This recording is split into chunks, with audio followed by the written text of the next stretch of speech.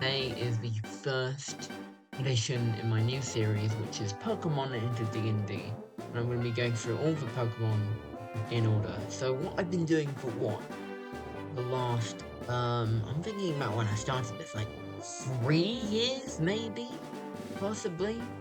It's about to be 3-year anniversary, at least, when I started this. I've been making Pokemon into D&D, not in order, but basically whenever I use a Pokemon in a gameplay, whether that be in YouTube videos, or just in my free time, or if I just feel like it in particular, or if I catch a legendary Pokemon or something like that in the main series games, I will make them into a D&D stat block. And we're going to be doing it in Dex order, and today is Bulbasaur. So not only am I going to be going through the stats and stuff, but I'm also going to be talking through why I do it. I'm going to be talking through the things and all that, and why I've decided to do certain things. So Bulbasaur is obviously Pokemon Pokedex. So here is Bulbasaur's base stats. As you can see, its highest attack, stats are its special defense and special attack. And I'm going to be talking you through it. So I'm going to give you just a bit of a demonstration first. So all of my D&D stat blocks basically go through a basic kind of process of most first stages will be CR1 and CR a half, but it depends. And it's always variable. It's always variable. It's, for me, making things Pokedex accurate, and like accurate to the games and the anime and stuff, is a priority. But at the end of the day, I saw a YouTuber who did something like this before, and he even used one of my stat blocks as an example, which I was very happy with. I'm not gonna call out this guy because I don't want you guys to go and bully him or whatever. I'm sure there's not many of you guys anyway watching this strange miniseries. But he was talking about why his Pokemon into D&D stat blocks are like the best or whatever, and he spoke about his Blastoise and said, let's look at some other Blastoises, and one of them was mine. And he said, this one's wrong. It's got multi-attack. Pokemon only attack once, you idiot. He didn't say you idiot, obviously, but it was in that kind of tone, and I was like, yeah, but it's a D&D stat block. They usually have multi-attack. So, yeah.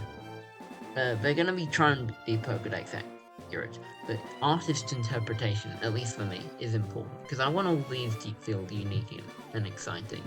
I never want, like, whenever I make a legendary Pokemon stat block, I don't want it to feel generic and boring. I want it to be fun and unique and great take on the character.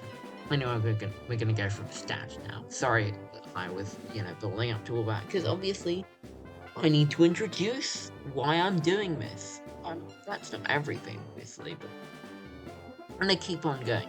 Bulbasaur is a small plant, because, plant on his back and all that.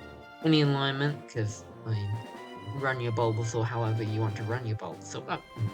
By the way, if you want to use this character, these creatures in these monsters, as they're called, in your campaign, which I doubt you'll do, but if you want to, go ahead. Be my guest. You don't know me, shit. I'm some random man on the internet, and I don't know you anything, and you don't know me anything, except for a lot of money. Pay me back, you fucking bitch. Anyway, not for this though. You need to pay me back for all those drugs you stole from me. Anyway, 11 HP, because pretty average defense. Yeah. 25 hit points, which is average. 30 move speed is average. All the scores are all 10 here. Intelligence is 10, which I know some people might argue about. I personally like to think that Pokemon are really fucking clever. I think a lot of them are more intelligent than people like Hypno, Alakazam, Speon in particular. She's my favorite. A lot of legendaries, a lot of psychics in general. And the two highest stats are Wisdom and Constitution, because Wisdom is more not like being clever and knowing things, it's more, I guess, street smarts maybe, or just being like knowing how to survive and all that. And Bulbasaur is a plant, and there's not much better you can get surviving than being a plant and a animal at the same time. So I thought I'd give it 12. And Con, because he's a clever boy, not a clever boy. He's a tanky boy. And I thought, what, we'll give him a bit extra, because he needs something. Vulnerabilities, because super effective and all that. Cold, fire, and psychic. So he's going to be taking double damage from these. He's resistant to lightning. Radiant, because he resists electric and fairy. I'll probably make a separate video for the types and damage types and all that. He's immune to being poisoned, because if you didn't know this, poison type Pokemon such as Bulbasaur are immune to getting poisoned. They're not immune to the poison attacks, which is weird, but whatever. Dark Vision 60 feet, because why not? Passive Perception 12. And someone out there is gonna be angry at me and say passive perception is calculated with wisdom, or someone's gonna say, oh, these attacks and all that don't make any sense. Why has he got +3 and all that? And some of them will have, oh, why has he got +4? But I'll be real here, I don't play by the rules that much. Obviously, all my stat blocks work. I hope they do, at least. But if I have a Pokemon that has 8 strength, has +3 to its, tackle or whatever, damage roll, then whatever. It's my stat block, so I get to choose what I do with it. So fuck you, Karen. I'm not calling you a Karen, I'm calling whoever's not happy with me a Karen, because if you're against me, you're wrong, because I'm always the best. Anyway, CR1 is, low level. Overgrow. So when Bulbasaur reaches 15 hit points, AC is increased by 2 for a minute. Yeah. It gets stronger, because that is what Overgrow does. However, Overgrow in the game increases, I believe, its attack once they go past half hit points, which is about almost the same. He'll have 10. So. And then Chlorophyll, which is his secondary ability, as well as in the games, he gets +5 to initiative. So it makes him quicker.